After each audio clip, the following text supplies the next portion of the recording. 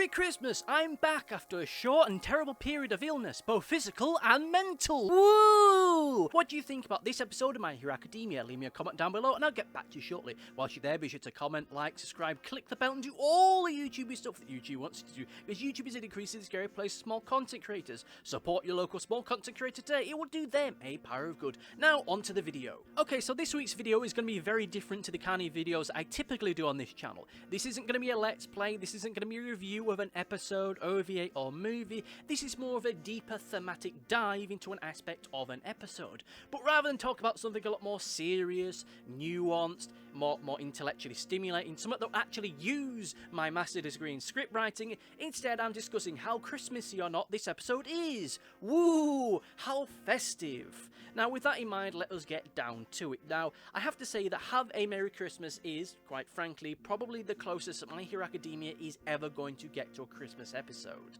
That's not to say that there will never be one ever again, but it's kind of a little bit contingent on whether or not there's going to be a sequel series, how the current story arcs in the manga end up going.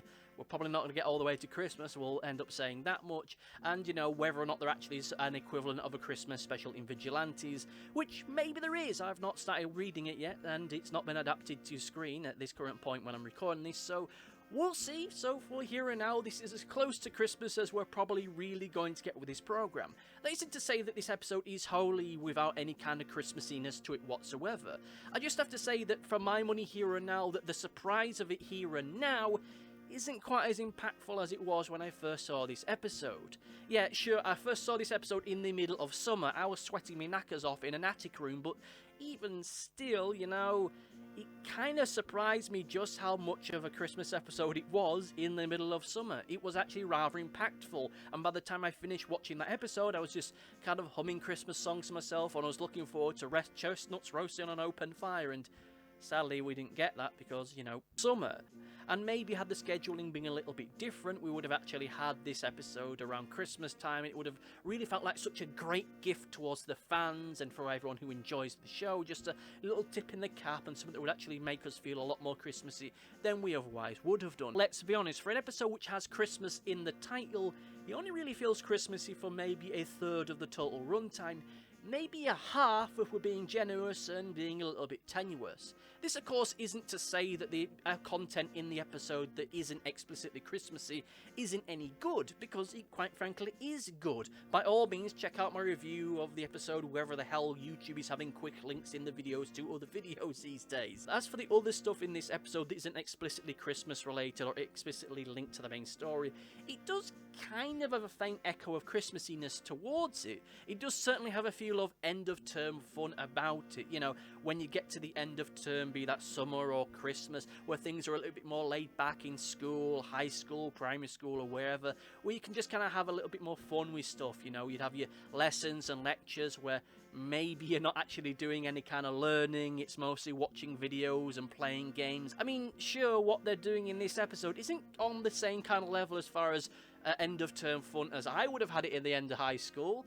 Though, to be fair, I'm not really sure the fan base really would have liked to see our extended cast just sitting down and watching a well-worn copy of Robin Hood, Prince of Thieves on VHS. I mean, I'd be perfectly down with that. I'd be fine with just sitting them all watching some kind of TV show or movie that's, you know, gets them in the holiday spirit. But you know what? I know that's not for everyone. I know that I'm far more interested in the slice of life stuff than I am the superhero stuff most of the time, but you know what, whatever, that's a whole of a scene, a whole of a bag that isn't terribly relevant for here and now. To be honest with you, for the most part, you probably cut this episode down into three very distinct thirds. You have the stuff which itself is out and out Christmas related. It's all the fun time Christmas stuff we see in the final 10 minutes or so. Then you have the end of year, end of term fun time stuff, the stuff with the lecture where they're learning about PR and interviews. And then you have the stuff which is irreversibly connected to the main plot line. And this isn't an episode where you can just kind of say, alright, if you want the Christmas time fun times, start watching it from this point onwards and then you'll be fully satisfied.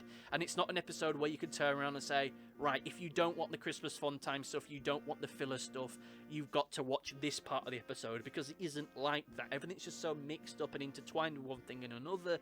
you can't really just turn around and say, oh, watch this from this point, watch this from that point. And I feel that with a lot of the content in the episode, I think cutting stuff out because it doesn't fit your requirement for being Christmassy or story-based enough is something of a disservice to it. I know that there's a lot of sensitivity regarding the anime at the moment. There's a lot of people that were really kind of pissed off, for want of a better phrase, for the way this past season has gone.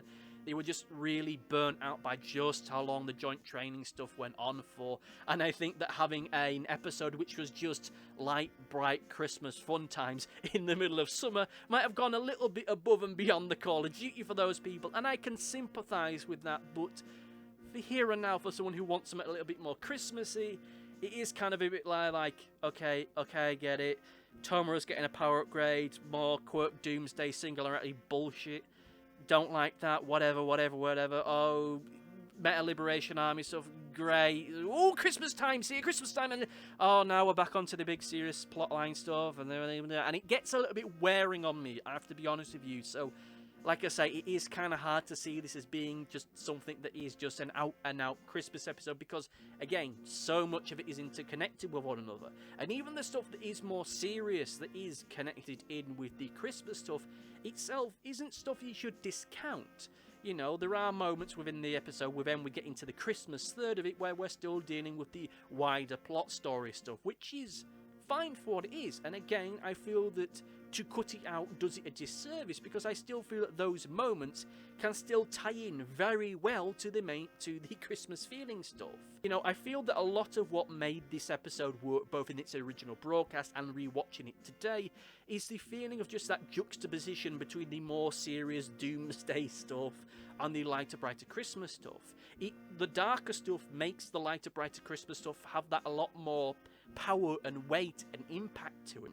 You know, we have that moment where Bakugo is having that flashback sequence to what happened with his job placement with Best Jeanist, and how it's obvious that he looks up to Best Jeanist as a role model and someone he really does admire, someone who seems to understand how Bakugo really does feel.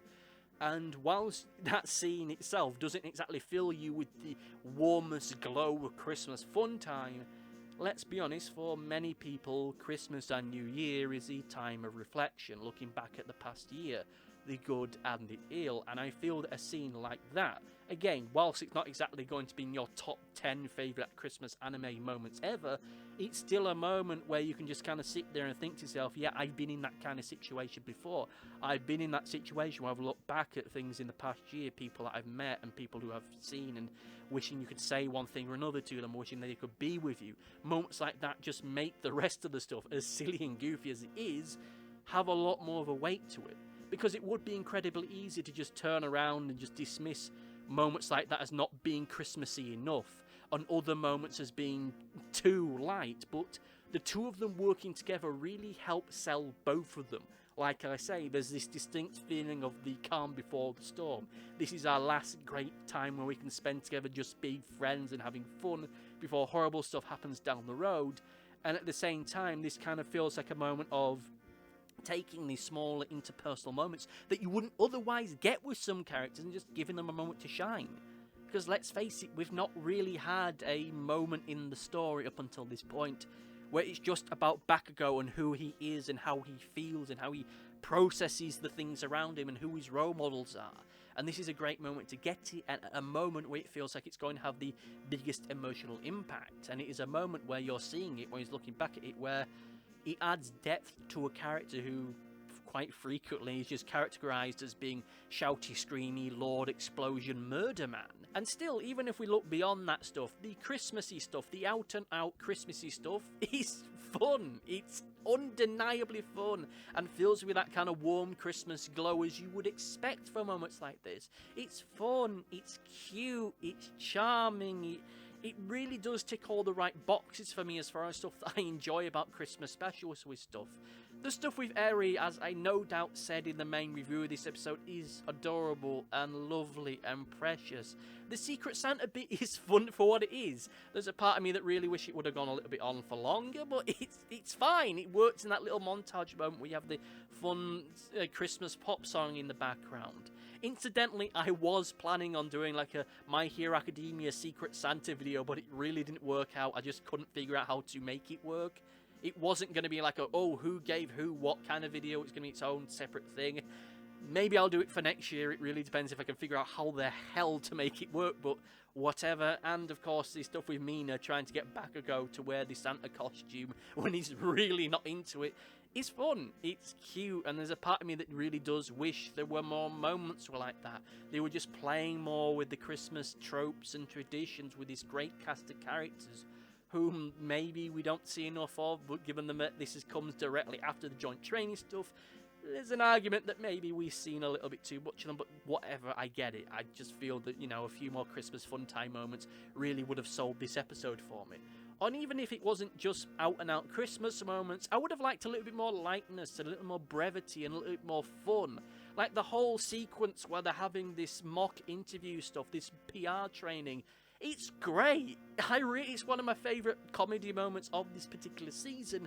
I just wish there was more of it, because I feel it's stuff that you could really extend out, and whilst I understand that they didn't extend it out more, it does kind of feel as though it's a case of this episode probably should have been a lot lighter and brighter than it was, but at the same time, I understand as to why it wasn't, because, again, you need something more substantial for the people that just want action, want story, they're not really keen on the sides. It's something that they will politely say, no thank you, or given some reviews that I've seen of the past season will make it quite explicitly clear that they do not like that stuff. But whatever, that's a whole other discussion for a whole other time. I have to be honest with you though, dear listener, that we're getting to the part in the review where it's starting to feel a little bit too much of the, this is how I would have done it stuff, which is kind of taboo territory for me as far as reviews go. It's something I really don't like, and beyond that, there is the risk that this review could end up just becoming a re-review of the episode itself, because,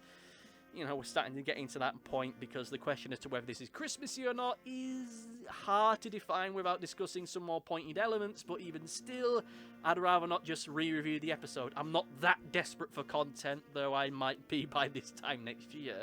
I have to say that on its own merits, this Christmas special is fine for what it is. It's a fine Christmas special, even if to call it a Christmas special is something of a misnomer.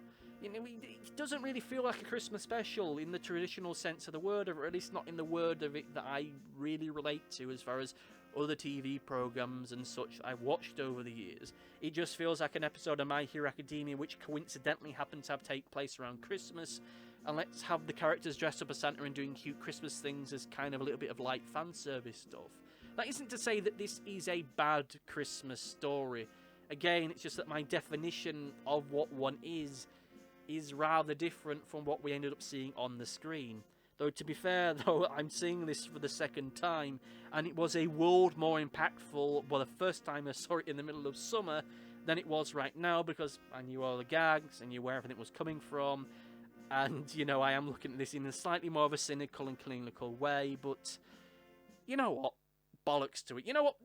Let's just throw the format out of the window. I'm going to just say here and now, yeah, it's a Christmas episode. So going through the whole rigmarole of saying whether or not it's a Christmas episode really does the episode a disservice, because it's a fun episode. It's fun for what it is. Sure, could it have been done better? Yeah, but a lot of awesome things could have been done a lot better. A few different creative routes could have been taken to make it different or better, or at least better in my own subjective sense of the word of it. And how Christmassy or not something is it's something that you can't really define in an objective way. This isn't a science. This isn't some kind of criteria that you have on some kind of formula, some kind of list of items and tropes that you need to tick off to determine whether or not this is Christmassy or not. I mean, let's be honest here. Do you see Santa Claus in Die Hard?